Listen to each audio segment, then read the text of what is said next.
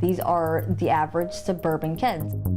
They're promising them the world and then delivering them into hell. Sit your daughter down and let her know. It's people out there really ready to manipulate her.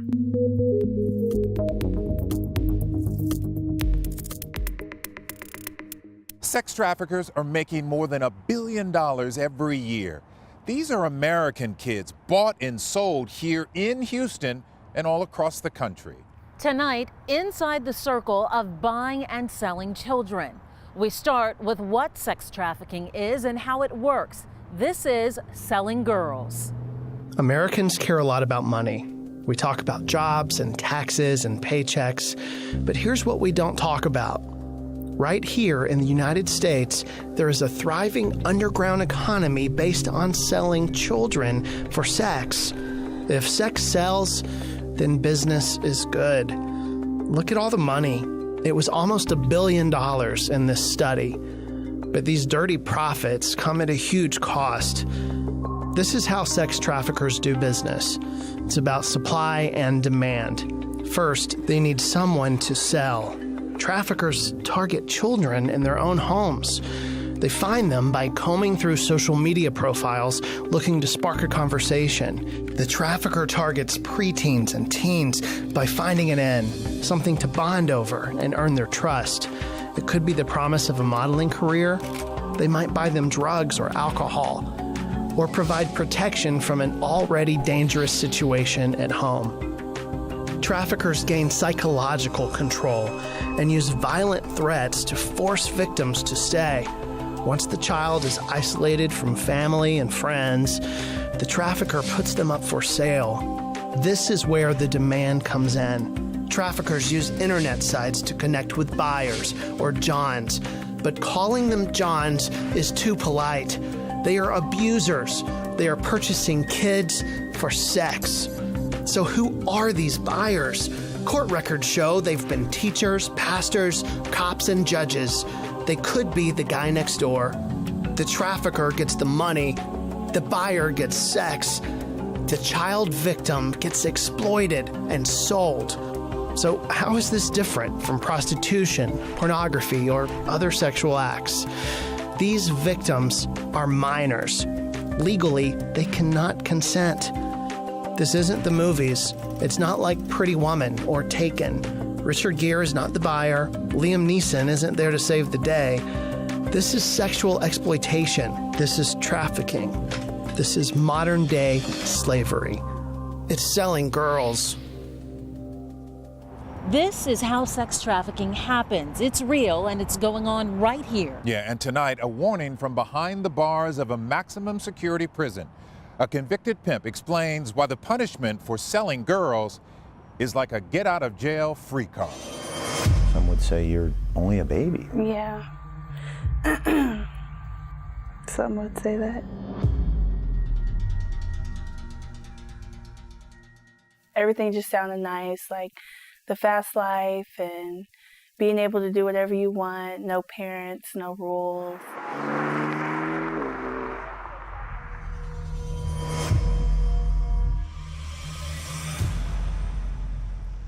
Why motivation? Man, a pimp gave me his name.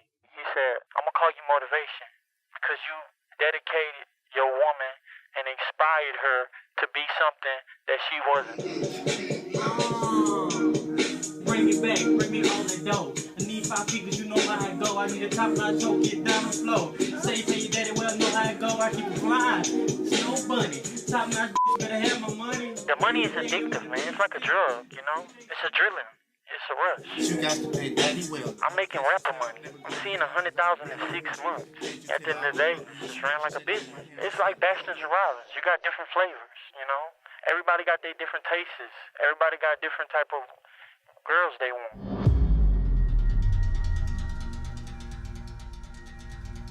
What'd you think of that? That you get out of jail card free?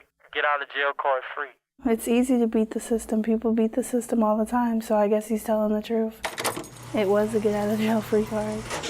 It made me feel like what happened wasn't really that serious and that it doesn't really matter. It happens all the time. Like, who cares if it's just another girl? Who cares if it's you this time?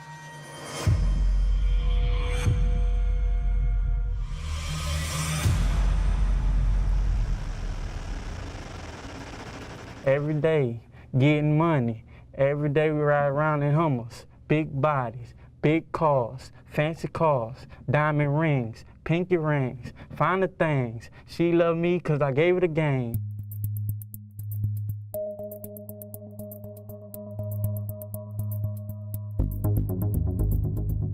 Traffickers like the pimp motivation have no trouble gaining trust. We spoke to more than a dozen girls who share similar stories of being lured in with big promises. But before they knew it, they were trapped.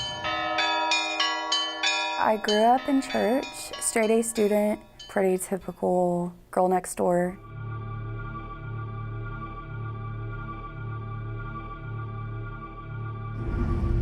I went to an online dating site and met a guy. I am told that he's a music producer. You ready? Yep. My dream was to play guitar and sing and make music. And so when he asked if I wanted to go and make music, I didn't hesitate and was like, yeah, sure. Was there ever a music studio? No, there never was. I never saw any instruments, never saw any recording equipment. It was all a lie. Have you ever been sad and confused, and have you ever felt like you had to choose? And next thing I know, I'm selling my body for money, and $30,000 later, I haven't kept any of the money. They've taken everything. They knew where my family lived. And if I ever snitched on them or turned them into the police, basically, they had a gun and knew how to use it.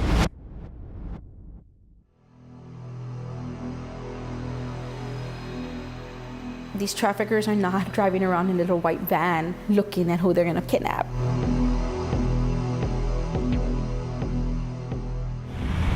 Can I take your order, please?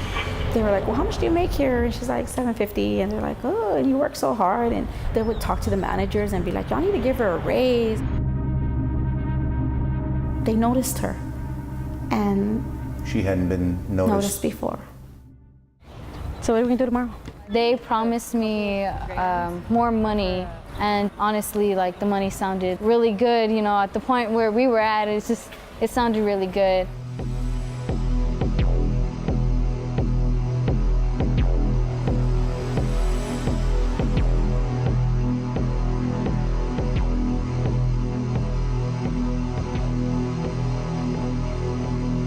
Supposedly she was on her way to Wisconsin to go sell purses around the States.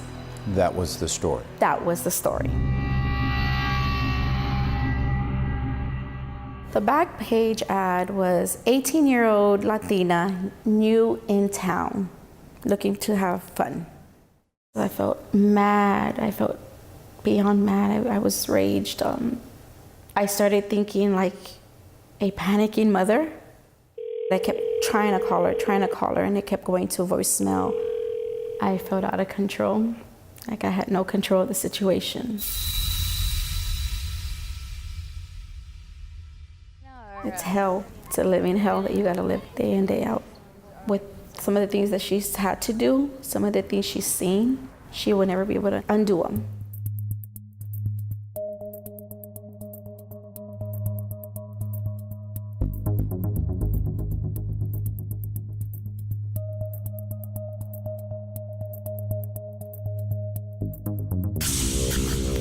Was she alive? Was she well? Were we ever going to see her again?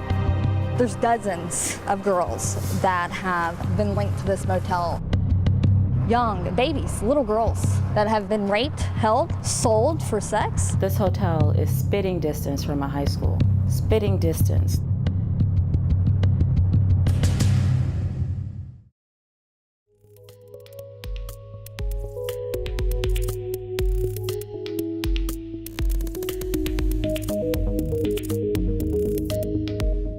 A girl just blocks away from a Spring area high school, trapped in a motel and being sold for sex. Tonight, her parents detail what it's like to desperately search for their daughter.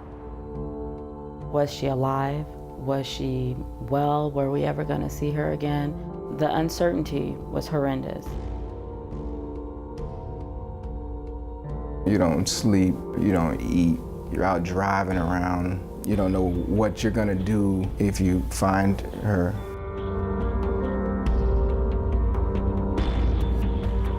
I think it was probably the most devastating moment, honestly, that I've ever experienced.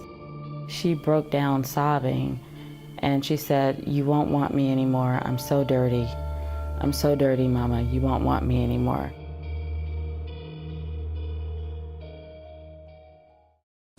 Okay, these are ones that I personally worked. 14, 16, 12. 12 years old. 12. And she's not the only 12-year-old that we've done there.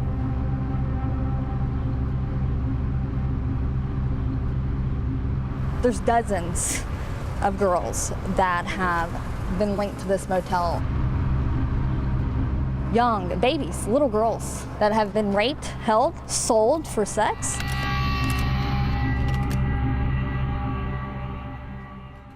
What's over there? That's the high school. That is a local high school. How far away are we? I'm in a football field, maybe.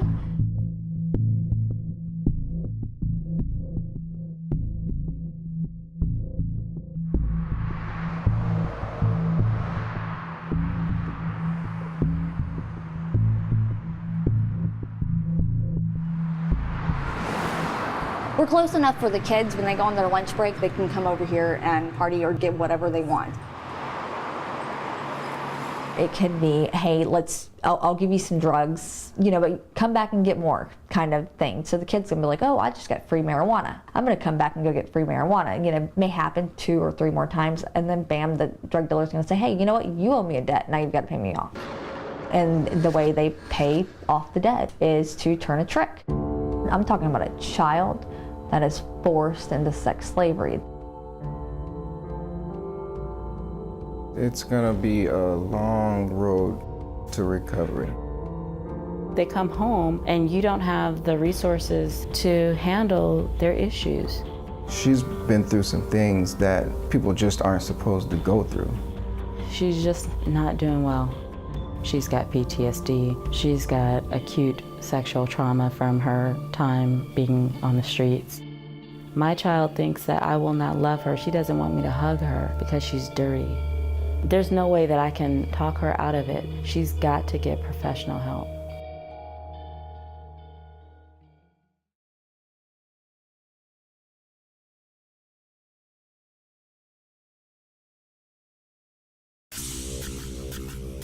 All this operates in the shadows. All this operates in secrecy.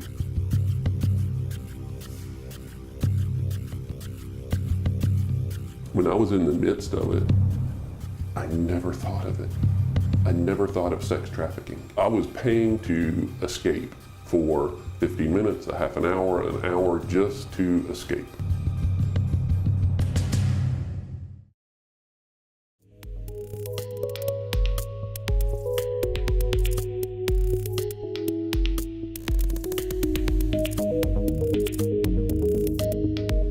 Now to the other side of this sordid business model that connects the buyer with the girls. A suburban dad confesses why he purchased sex and explains the underground world of sex trafficking.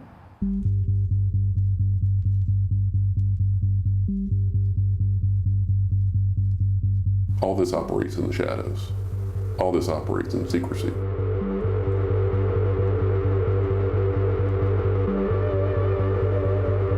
I'm sure there's guys who say, well, I don't go to underage because I know.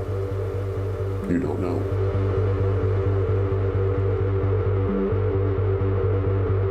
I was a big part of the problem.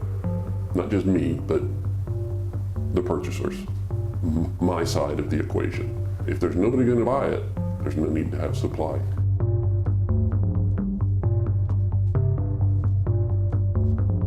When I was in the midst of it, I never thought of it. I never thought of sex trafficking. I was paying to escape for 50 minutes, a half an hour, just to escape. This emptiness, it's shame, it's guilt, you just feel like you just vomited on yourself.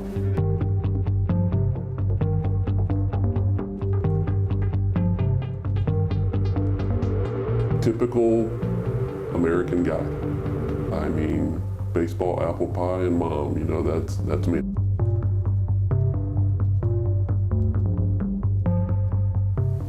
first 5, 6, 7 years of marriage were good.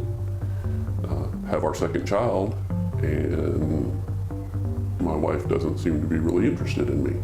I wanted that physical affection, and I wasn't getting it from her. And the prostitute becomes a tool for the purchaser. They're a means for me to get my fix.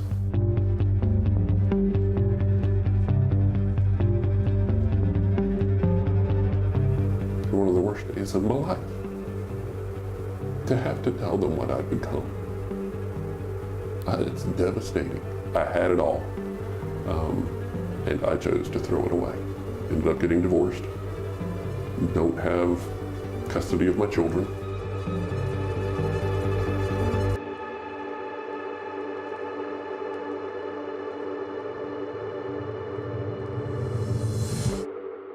I was in a really rough spot where I needed to make money. And, I have one mom who's already had enough of me, and my dad is out of the picture. So I got very desperate and then entered the world of trafficking.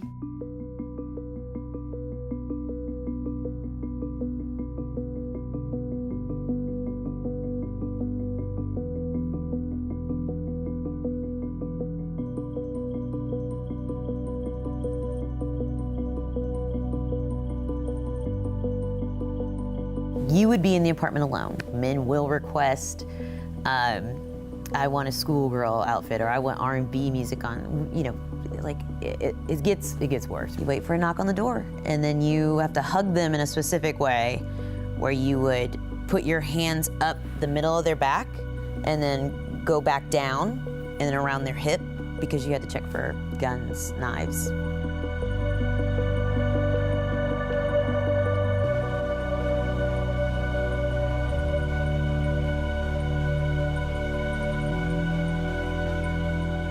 Pimp, of course, would give you Molly or cocaine or anything that was some sort of upper. You're basically a shell of yourself just doing this act, and then like just praying, wishing it's over in the next 2 seconds.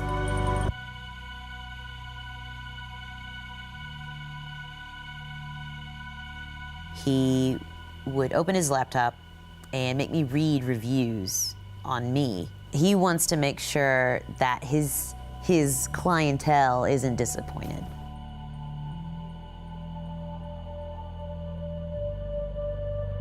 These are women's husbands, and these are people's, judges or DAs. They would talk about their wives. Oh yeah, it was weird. They would talk about one even said, I have a 19-year-old daughter. They just look like normal people. Normal flippin' people.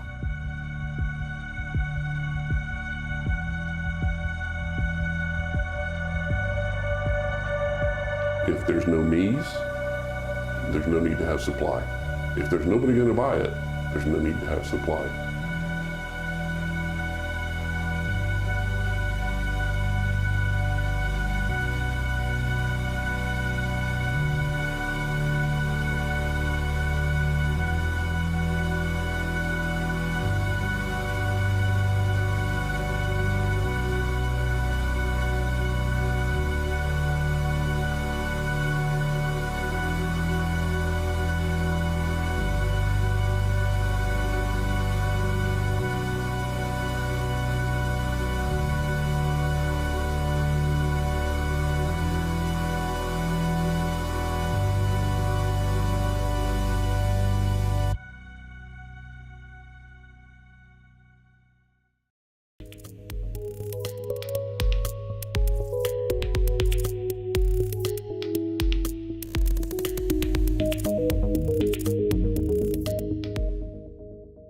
Harris County has a dark history of letting sex traffickers off easy. Yeah, that's what Jeremy Rogowski found after digging through years of criminal cases of selling girls.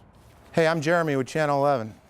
Sorry, man, I was advised by my lawyer not to talk to nobody. His name is Paul Maniscalco, a 37-year-old who did bad things to a young girl and in the end caught a big break. Did you feel lucky that you didn't get any prison time? I didn't do anything. Well, you pled guilty.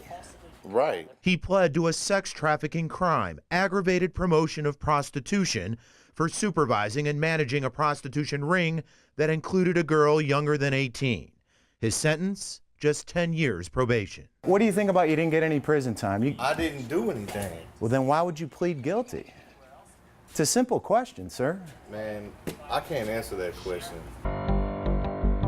Maniscalco is not the exception, but rather more the norm, KHOU 11 Investigates found.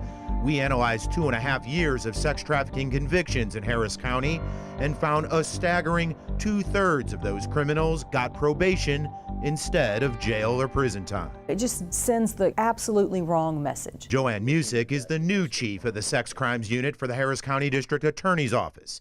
Those probation cases we found happened before she took the job. The message becomes to that trafficker, well, that's my get out of jail free. I get one free bite at the apple. Now I can go right back into business, grab a few more kids off the street and, pimp them out, prostitute them, and force them into this life. The life is one of intimidation, manipulation, and often violence. Listen to what sex trafficking survivors have told police.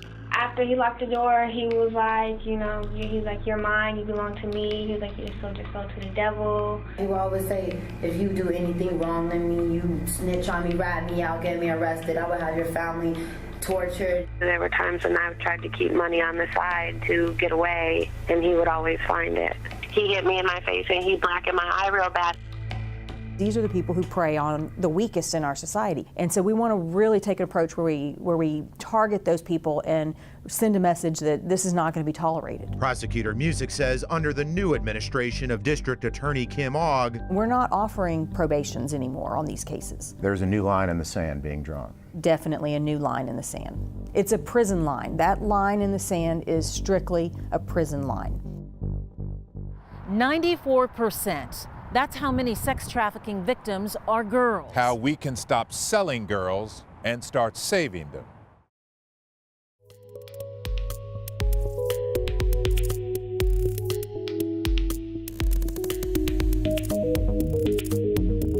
Here's the reality of sex trafficking. It's happening here and it's happening often. The problem seems overwhelming, but there is hope, and it starts right here. All of us can work together to shift from selling girls to saving them. Teenagers bought and sold for sex. It's overwhelming and scary, but there is hope. We spoke with advocacy groups and came up with 3 ways anyone can help. First, learn the signs. Pay attention the next time you're traveling. What do you see? Does something or someone stick out? What's off about that man traveling with that girl? The girl could be wearing something a little too mature, maybe a designer purse or heavy makeup. Sometimes makeup covers bruises or scrapes. Often the girl appears worn out, distant, or scared. You try to catch her eye, but she looks away, avoiding eye contact. These are all signs someone else is in control and could be exploiting her. You may think it's not my business, they're probably okay, or it's not my place. But the truth is, you may be their only hope. If you see something that makes you uncomfortable, say something to law enforcement. Then bring the conversation home. Talk about it with your teenage sons and daughters. Teach them the tricks traffickers use, especially online. Messages on Facebook, Snapchat, or Instagram could be how they connect. By making an empty promise or even a threat. What they're really doing is luring children into their control. Now, you have the knowledge, and it's time to get involved. Connect with a local advocacy group and ask how you can help. They often need donations, volunteers, and support. You've already started helping just by watching this video.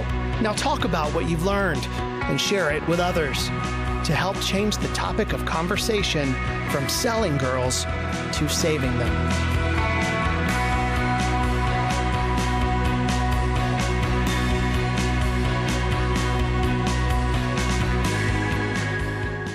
Thank you for taking the time to focus on a crisis that often goes unnoticed. On KHOU.com, you can see the entire series of Selling Girls, along with more stories of survival and information on how you can help stop the cycle.